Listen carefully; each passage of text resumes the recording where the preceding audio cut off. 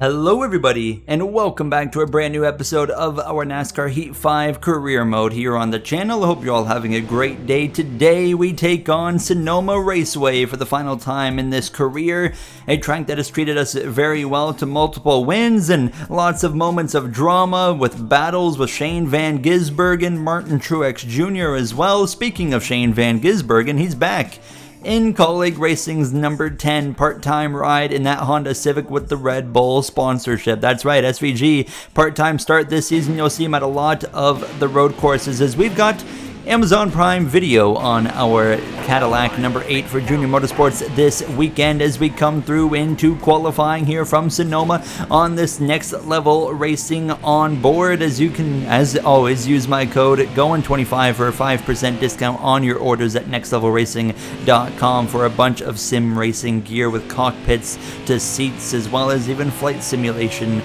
products, as well as we have had a really interesting start to the season. I mean, Bristol last episode didn't quite go how we wanted it to, but we still got a respectable result out of it, and we as well got in that one crash with Chase Briscoe losing a tire after he was having a great race, and we saw Junior Motorsports at least visit victory lane for the first time this season as Carson Hocevar was able to put himself in P1 and pick up the win, and that's his fourth win since the playoffs started last season, and of course his 6th career win overall as we head down into this final braking zone here. Only one lap, of course, that you get on Sonoma or any track pretty well here in this career mode now, with a goal of a 111 flat. I'm pretty sure we're going to knock this one out of the park here as we come to the line of 110.319, and that's going to be enough for P1. We're on pole here from Sonoma, a great way to really get our weekend started here in front of Chris Buescher, Chase Elliott, Bell, Connor Zilisch down in P5. How about Gio Ruggiero in the top 10? Shane Van Gisbergen P7 over Larson, Reddick, and Byron in the top 10.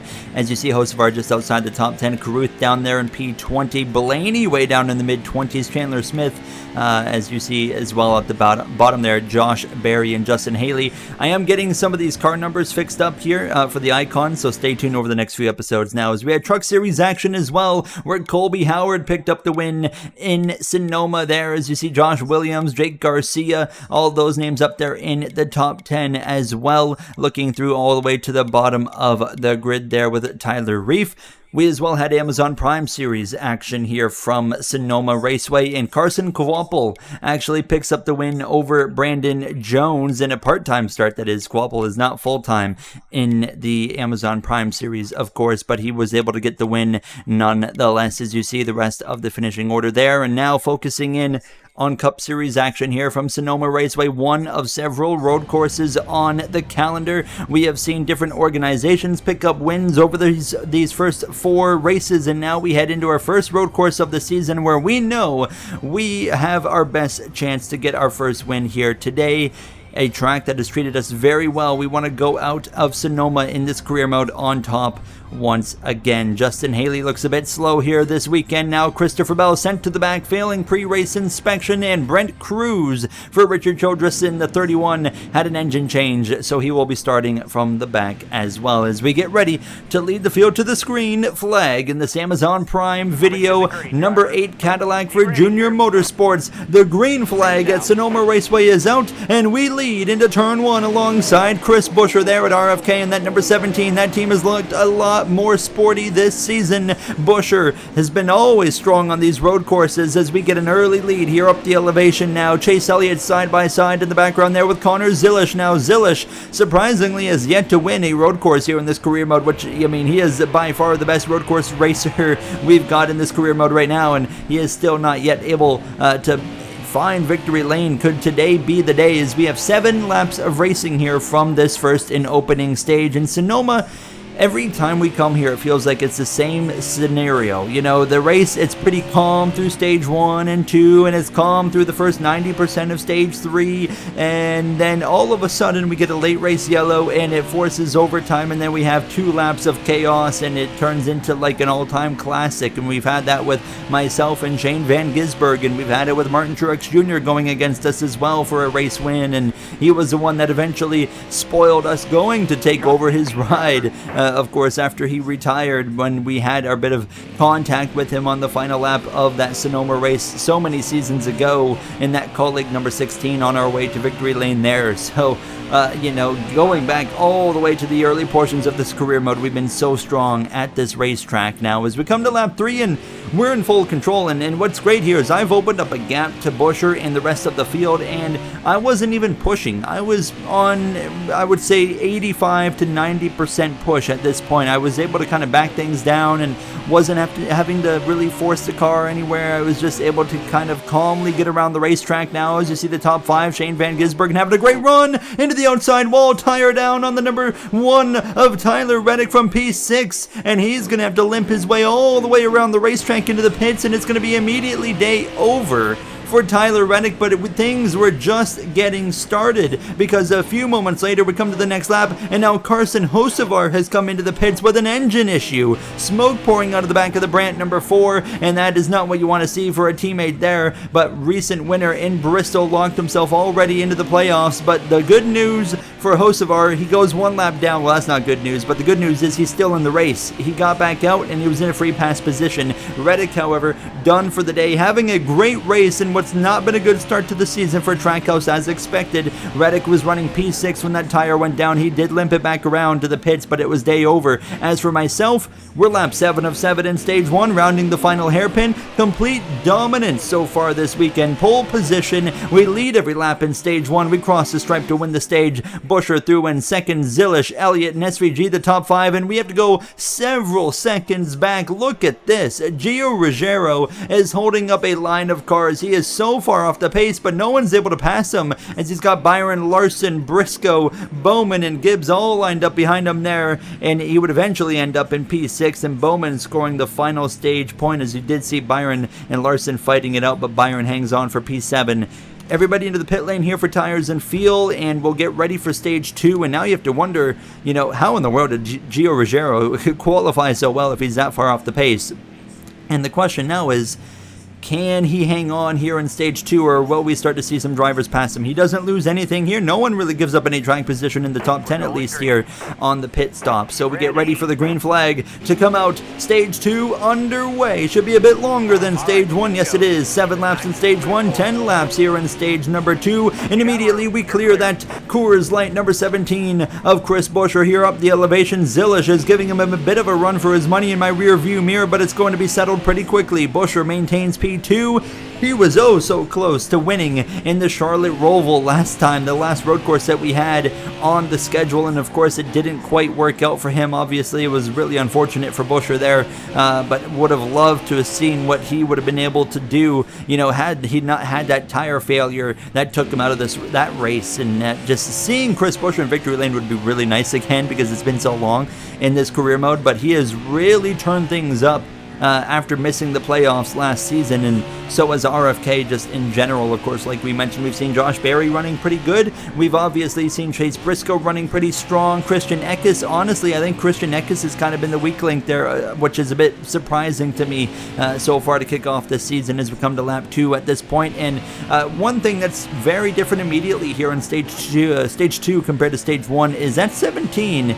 He is a lot larger in my rear view mirror this time around. He is staying a lot closer. I was really able to stretch out the gap right off the bat in stage 1, but I'm not quite able to do the same now. I was still pushing at the same level. I was pushing at about to 90% here in stage 2, and that was enough to drive away in stage 1, but it's not enough to drive away here in stage 2. So that was something I was noting and keeping tabs on going into maybe stage 3, but right now I'm just kind of setting a pace that's good enough to win the stage. But I mean, we have got a super good car this weekend, and I feel like for us to lose this race, something's gonna have to really go wrong for maybe a poorly timed caution with some strategy. Look at this. Gio Ruggiero is so far off the pace, but nobody can pass him. He is holding up a whole train of cars, including Joey Logano there. You see Bubba Wallace and Carruth, Jesse Love all coming through the frame as well. But I mean, we were pulling away by several seconds per lap on Gio Ruggiero. We have now opened up the gap massively over him,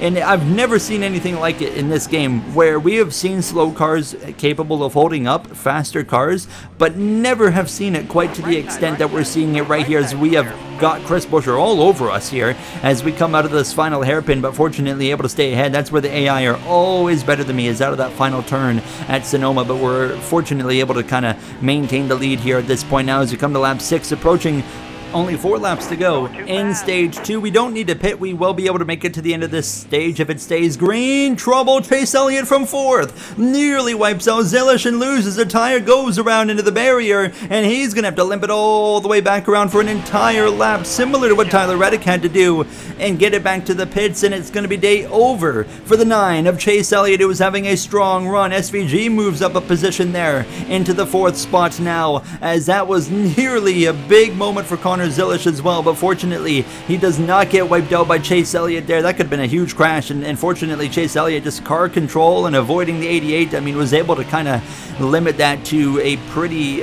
minor incident. Now look at the gap to Ruggiero. It's absolutely massive. It was there in the top left for a brief moment.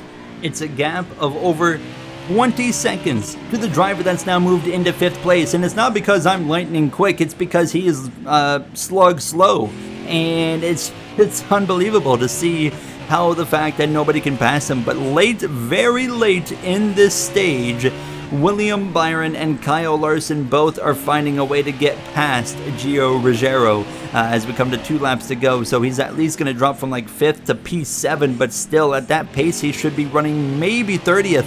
I mean, he is unbelievably slow as we start the final lap here of stage 2, and what a race we continue to be on here. We have dominated stage 1 and stage 2. We've led every single lap so far. Now I'm starting to explore the realm of possibility of leading every single lap here today, which I've never done ever in a race before. So that would be really, really cool to do that here. Now, as you can see, Larson's gotten through into 5th, but he's nearly 30 seconds behind because of how much he was held up. And I've nearly run down lap traffic. There are some seriously slow cars here today in Sonoma as we exit the final turn, and we're going to come through to sweep the first 2 stages here from Sonoma Raceway. A fantastic start to this race now. Buescher, Zilish, Shane Van Gisbergen, they're all the top 4. Kyle Larson will eventually come home in P5, and actually, sorry, Byron did not pass Ruggiero yet, so Ruggiero holds on to P6 as Briscoe, Bowman, and Chastain round out the top 10. Ty Gibbs just outside the top 10. It's been a really rough start to the season for Ty Gibbs. He's seeming to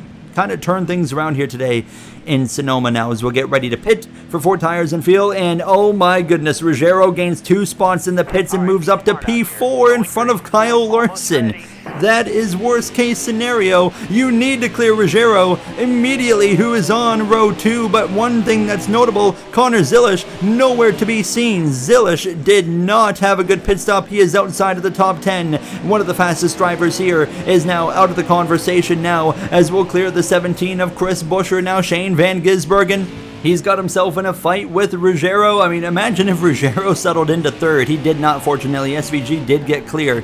But, I mean, now, again, Kyle Larson's going to be super frustrated because he's got to go through that entire process again of passing that number 15. A brand new car, of course, in the field this season. As you guys know, Tricon Racing had 1 car last season. They've expanded to 2 cars this season for Taylor Gray and, of course, Gio Ruggiero. And, I mean, I guess you could say it's working out for Ruggiero pretty well. I mean, he's running in the top 5, but with a big asterisk beside his name, I would say, as we fortunately have a great race going for us here, as we have a bit of a slide, actually, to kick off lap 25 of this race. Not exactly what we want, but fortunately able to kind of keep things there under control, and we continue to just focus in on going forward and trying to drive away from that Coors Light 17. And how about SVG? He's done a lot better job here in stage 3, holding on to contact with the top 2 cars as well, as Buescher's really been my only real threat in this race, and he continues to just kind of stalk me in my mirror with 15 laps to go. This has been a really interesting, maybe not interesting, but a really weird race with the the speed that we've had, and then just the 15 kind of holding up everybody, and the same thing's happening right now. He is dropping back multiple seconds per lap, and you can see the gap on the track map. I mean, look at us here in the final turn, and then you see that big space to the next line of cars. That's because Gio Ruggiero is holding them up. You're going to see them coming through on the right side right there. So it's a complete disaster if you're Kyle Larson, who's trying his hardest to get through, and then same for our William Byron, as we have 14 laps to go here from Sonoma, and we are in complete control. I know we've got a mirror full of Buescher, but you can see now the gap hits 10 seconds to Ruggiero. Byron has gotten through on Ruggiero, so he was able to get through on Larson and Ruggiero, which is great there for the 24 car. But for us, I mean, we have been pushing a little bit harder in this stage, and Buescher's still been hanging on. Now I was kind of pushing at like a 99% at this point, just trying to make sure I stay ahead, but he's still got a little bit of pressure there from SVG there. Shane Van Gisbergen starting to drop off a little bit, but he's trying to keep that 17 honest as we are approaching these final 10 laps of racing. And we know, we talked about it earlier, we know how these Sonoma races go. They're very calm until that last caution, and it seems like that caution, the final caution, always forces overtime, and that's when the chaos kicks off. So I was just kind of keeping that in mind, and as well starting to contemplate some strategies as well. Do we want to pit as soon as the pit window opens, or do we want to just stay out as late as possible? It really comes down to just kind of what's happening around us. And now you can see SVG really starting to drop off the back of that 17 of Buescher as we now come to the exit of this final turn, approaching lap 31. It'll be 10 laps to go here from Sonoma Raceway, putting ourselves in a great position to pick up win number 1 on the season here. 9 laps to go at this point, a full lap later, and Buescher still keeping me very much in striking distance. If we make a big slip up, he is going to be right there to pounce on it and probably take the lead away. So it's crucial to just keep a cool, calm, collected kind of vibe here behind the wheel of this Amazon Prime Video number 8 for Junior Motorsports now, but just hoping that we kind of keep things clean to the end. And now I'm realizing, I mean, we're lap 32 of 40. We are very much on track to lead every lap here today, so I really don't want to see a caution because I want to lead every lap, and that is kind of my incentive right now as we have about 6 laps of fuel left, realizing that, hold on a second, 6 laps of fuel.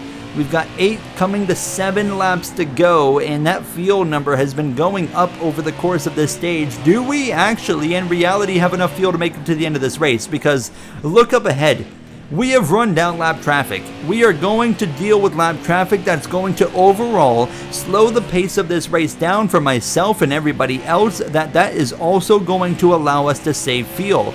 There is a real world where we could make it to the end of this race on fuel, which would be a huge surprise, but it's maybe going to be possible as we continue on to the back of the 34 of Eric Jones. At this point, we've got a 1-second gap on Chris Buescher as we approach this number 34. Way off the pace is the defending Daytona 500 champion here today from Sonoma. We'll clear him up the hill and right up onto the back now of that 51 for Rick Ware Racing of Justin Haley now, but can't really pass him right here, so you just got to be patient now, and we're going to be able to get through this lap traffic significantly better than everybody else behind us of Buescher and SVG. So there's not really a lot of pressure for me right now to, you know, get these moves done. It's just, okay, take our time, do what we need to be doing, and we're going to be okay. And we have already now, actually, hold on, we've got trouble, and around goes Nick Sanchez for Andretti Global, and then number 26, this is right in front of us actually as we're coming into the S's, and we're going to drive into the back of the 94 of Parker Retzlaff. I had no clue that was coming.